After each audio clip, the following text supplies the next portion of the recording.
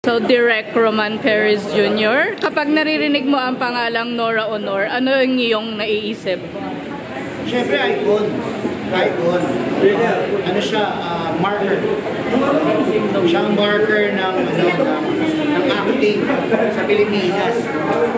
Bukod sa Himala, Himala talagang superior sa akin. Pero bukod sa Himala, siyempre cast ako ng Himala eh. Yung original cast na... Oh my God! Yes. Oh my God! Oh my God! Yeah. Original cast. Himala ang pinaka-superior pa rin sa akin. Pero yung performance, Bona. Bona.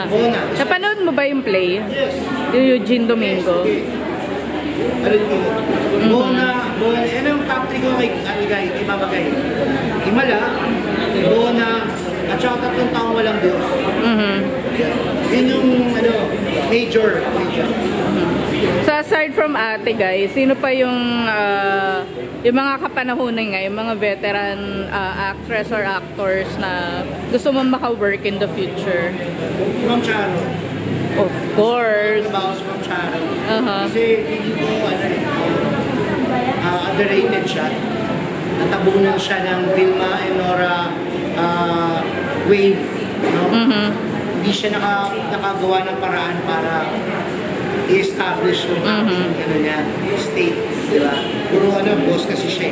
Yeah. Ayun. Sorry, may tumatawag. Sige. Thank you.